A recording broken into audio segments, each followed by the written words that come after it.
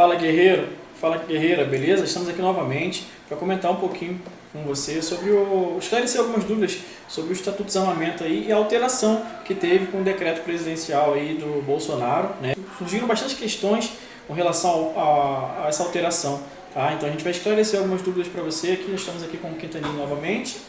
A gente vai entrar no mérito de como que era, como que é, o que mudou de fato. Parece que mudou tudo e não é assim. O Estatuto do Desarmamento ele continua valendo e ele é o que rege mais sobre o assunto, né?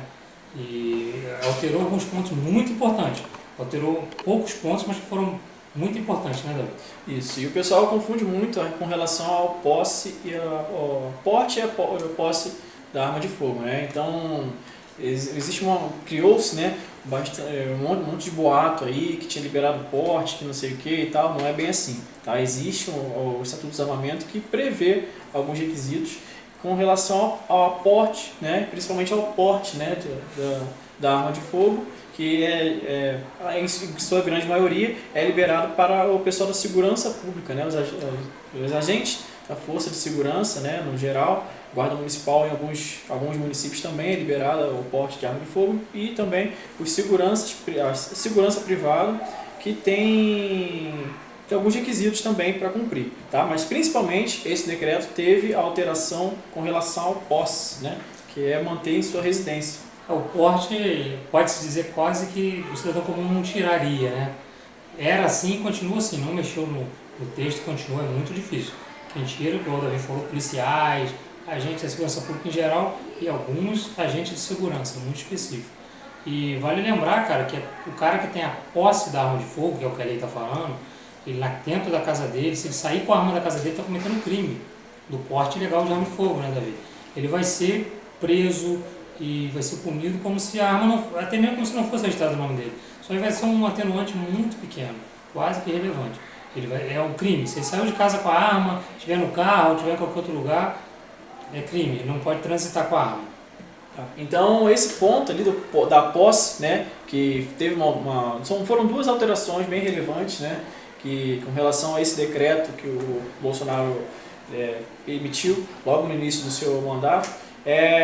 Falando ali de alguns pontos relevantes que a gente vai passar para vocês aqui. Basicamente não alterou, em sua grande maioria manteve esse mesmo texto, tá? Foram duas alterações ali com relação ao tempo, tá? Então o tempo de renovação passou de 5 para 10 anos, tá? E teve uma mudança com relação à decisão, né? A emissão da liberação dessa posse, né? Que vai, basicamente o processo emitir, né? A pessoa interessada em ter a posse de arma, em comprar a arma e manter sob sua posse em residência ou trabalho, ela tem que dirigir-se à delegacia da Polícia Federal e fica o delegado cumprindo os requisitos, se ele vai liberar essa autorização de compra para depois ter a posse de arma.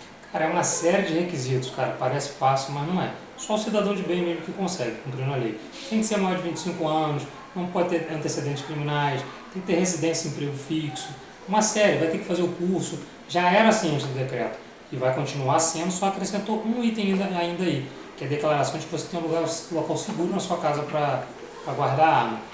Manteve todos os requisitos e acrescentou esse do local seguro. O mais importante, né, o ponto crítico aí que mudou bastante a lei, é porque antigamente o delegado da Polícia Federal, quando ele ia dar seu parecer, eles falavam um termo muito subjetivo, que era a efetiva necessidade, né, Davi? Mas o que é essa efetiva necessidade? Ficava muito em aberto, né? Ficava bem a critério, né? Ficou bem discricionário. O delegado podia ou não, entendendo a necessidade, de liberar ou não a compra da arma para poder ter a posse na residência, né? Então agora ficou definido a efetiva necessidade, cumprindo os requisitos ali, vai ser liberada a compra da arma, a autorização de compra, para posteriormente ter a posse da arma de fogo. E o que acontecia antes do decreto? Em regra, o delegado negava. Era muito difícil alguém conseguir. E eu acredito que ele negava até porque era muita responsabilidade na mão dele. Era um termo subjetivo que jogava para cima dele a responsabilidade de ter concedido ou não o direito à compra. Agora não, agora o decreto especificou o que é essa efetiva necessidade. E o que é? É quem mora num estado com mais de 10 homicídios para cada 100 mil habitantes. E isso, segundo os meios de pesquisa, todos os estados do Brasil entram, não é isso? Então, o que mudou de fato, né, com a emissão desse decreto? Basicamente foi a efetiva necessidade, né? Agora ficou determinado, cumprindo os requisitos ali, a pessoa pode ter liberado a posse, né, a autorização para posteriormente ter a posse da arma de fogo. É porque era subjetivo essa efetiva necessidade. Agora explicou o que é isso. O que é isso? É o cidadão que mora num estado que tenha mais de 10 mortes a cada 100 mil habitantes. E segundo os dados de pesquisa, são todos os estados. Então, teoricamente, todos os brasileiros teriam direito, desde que cumprisse aqueles requisitos que a gente citou antes. Ter mais de 25 anos, fazer o curso, tal. E a pessoa também que mora em área rural, também teria direito independente até desse item acima. E a pessoa, hoje a lei fala que a pessoa pode ter 4 armas, né, isso, Davi? Isso, a pessoa pode ter mais, né, cumprindo alguns requisitos, mas basicamente, no geral, são 4 armas, sendo uma em cada residência, né? Residência aí ou local de trabalho, se a pessoa for representante legal da empresa ou comércio, né? Para que ele tenha 4 armas, se ele não for representante, exemplo, se ele não tiver um comércio ou algo, ele teria que ter 4 casas, para ter residência, teria que comprovar isso.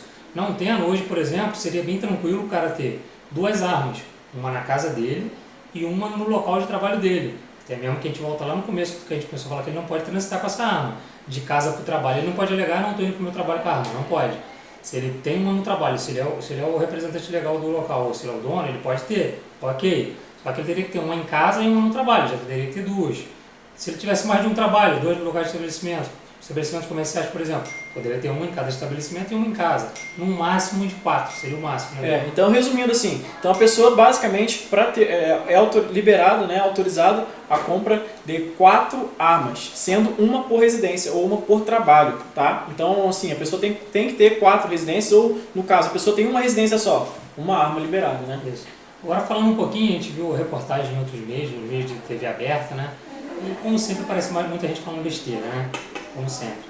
O Instituto Sou da Paz, cara, com todo respeito, os caras só falam besteira. Pô, parecia um cara dando uns dados lá, né, cara? Até salvei aqui, que em 2017, mais de 46 mil brasileiros foram vítimas de arma de fogo. Quase 5 mil mortes ocorreram dentro de casa. Pô, mas e aí, Davi, quando a gente fala esse número, o que vem à sua cabeça? Aí coloca ali, só colocou vítima de arma de fogo, né? E parece que está focando no problema. Só que ali tem também os roubos, né, que aconteceram no interior de residência, que a pessoa ou foi vítima, né, do bandido, ou o próprio bandido morreu. Então também, dentro desse número, também estão os autores dos crimes também, né? O crime está rolando solto no Brasil. E quando eu vejo um número desse, que eles citam para embasar que seria ruim ter arma de fogo em casa, na verdade, num primeiro momento, me embasa que não tem problema ter, porque em 2017 não tinha, não era autorizado, os cidadãos de bem não tinham arma de fogo em casa, e aconteceram todos esses crimes. Na verdade, isso aqui mostra o contrário, que não tinha arma em casa e estava tendo muito homicídio. Justamente ali, 46 mil brasileiros foram vítimas de arma de fogo. Ele focou bem na arma de fogo, né? E aí não é o grande problema, né? Todo mundo sabe aqui que não é o grande problema. Então, hoje no Brasil, né, principalmente teve uma atualização também com relação à segurança, né? Alterou o texto também do Estatuto do Desarmamento, falando da segurança. Então, a pessoa tem que comprovar que vai colocar em cofre ou local seguro, se tiver uma criança ou um deficiente mental em casa, se um portador de necessidades especiais, então tem que comprovar que vai guardar em local seguro a arma. E é um cuidado a mais, né? Porque já é um crime isso. Né? A falta de cautela com arma de fogo já é um crime. Se acontecer alguma coisa com aquela arma e for provado que você não guardou no local seguro, já era um crime há muito tempo atrás. Então isso é só mais um cuidado, na verdade. Um requisito, né? Tem que comprovar que tem cofre ou um local seguro, e aí você vai ser liberado a autorização para compra e a posse de arma. Outro dado interessante, o Ivan Marques, também do Instituto da Paz, né? Ele citou lá verbalmente que 3.300 crianças foram mortas por arma de fogo em 5 anos, 660 por ano. Eu normalmente, quando eu vejo alguma coisa, eu vou procurar, tá? Procuro me informar, que às vezes o cara pode estar falando uma coisa legal. Cara, só que primeiro, várias reportagens que eu vi falavam crianças até 19 anos. Cara, até 19 anos não é criança. Quando a gente fala de cuidado com arma de fogo, você imagina uma criança pequena. Aí falam com crianças até 19 anos. Só que, mais uma vez, é aquilo que o Davi falou. Nesse número aqui tá tudo embutido. O adolescente infrator que foi morto, que matou alguém, tudo está nesse número. São números que eles citam, né, cara? É minha opinião de má fé, né? Abrangeu ali a idade só para poder aumentar a estatística, na verdade, né? Eu fui até um pouco além, fui pesquisar, falei, cara, qual o perigo de criança? Aí eu fui ver qual as maiores causas de morte de criança dentro de casa. Cara, 18% delas morre por intoxicação, ou seja, ingeriram remédio, veneno, e 60% por enforcamento. Olha só, 60 mais 18, quer dizer, já é perigoso, cara, já é perigoso. A arma de fogo tem que ter cuidado a mais, mas já é perigoso, né, Davi? Então assim, a gente preza muito, então a pessoa que tem a pessoa que vai ter a posse de arma vai ter que passar por um curso, vai ter que receber informação, mas é sempre bom a gente prezar pela segurança, né? E a gente, como da área de segurança pública, né? Como o Quintanilha foi policial há bastante tempo, e a gente sabe que a gente tem que ter uma segurança em casa, principalmente com relação à criança, né?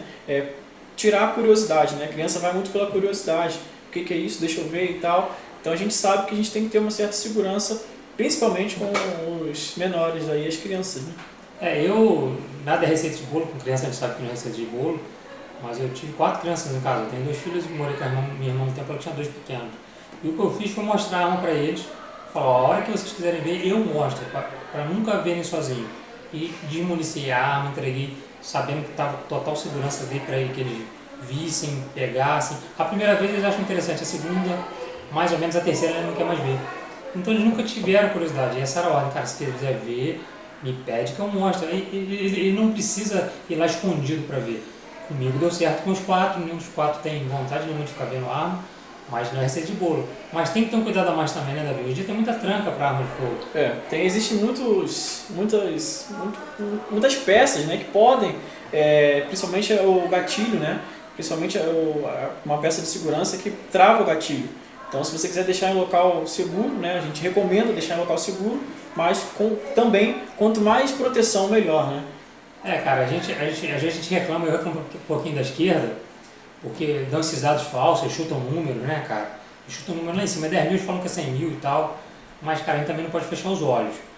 Pô, uma faca dentro de casa é perigoso, tudo Cara, mas a arma é mais perigosa, a gente tem que ter mais cuidado. Não é porque tem uma arma não pode acontecer ou não uma tragédia, mas a arma depende de mais cuidado. A gente também não pode fechar os olhos. Falar, não, é igual uma piscina. Não é não. Piscina é muito perigoso, mas a arma é mais perigoso. Quem comprar tem que ter mais cuidado ainda, tem que treinar, porque tem arma de fogo, tem que saber usar. Você fez o curso lá, beleza, passou, mas e depois? Cara, entra para um clube de tiro, se for possível, vai juntando dinheiro de vez em quando treinar, porque para você usar, você tem que saber usar bem. Você tem que estar sabendo o que você está fazendo, né, Davi? E aquilo também, né? A estatística, você vai aumentar, quanto mais a tendência, né, aumentar, você vai ter mais arma de fogo liberada para a população, vai ter mais, a tendência é ter mais acidente, né? Então isso aí não há como negar. E lógico, você tem que treinar. Treino é treino, então você tem que ficar sempre treinando, sempre se atualizando quanto às regras e treinar, né? Lógico, treinar, então você vai ter uma liberação para trânsito, né? Uma guia de trânsito, você vai poder levar a sua arma da sua residência, do seu trabalho, para o local de tiro. Então treine, você tem essa oportunidade, já que você vai ter acesso à arma, treine. Né? Só para que não tenha confusão, essa autorização que o Davi falou, ela tem que ser pedida previamente, entendeu? Tem as datas, por isso que eu disse que você pode entrar no porte legal de arma, porque se você não tiver com essa autorização, é porte legal de arma, mas ela tem que ser pedida, é bem burocrática, é bem reguladinho na verdade. Não é só chegar, colocar a arma na cintura e sair pela rua falando que foi abordado na rua, tô indo pro stand de tiro. Não é assim. Outro dado que é verdadeiro, né, Davi? Que graças a Deus a esquerda às vezes é muito burra, né? Ela usa os argumentos mentirosos, de número, e não usa o verdadeiro. Lá no começo eu ouvi uma vez falarem que você tem uma arma de fogo em casa, tem o perigo de que o ladrão vai assaltar a sua casa para tomar sua arma. Cara, isso é verdade, infelizmente. Vocês podem não gostar, falar, eu vi muito isso no meu tempo de polícia, foi 20 anos de policial, vi várias ocorrências dessas, principalmente em área rural, quadrilhas que iam em casas que sabiam emitir arma de fogo para poder roubar a arma de fogo. Então isso é só um cuidado a mais que você tem que ter, mas é uma verdade. Evitar de falar que tem arma de fogo, ninguém tem que saber que você tem arma de fogo, até mesmo porque você não tem que ficar mostrando arma para ninguém, né, Davi?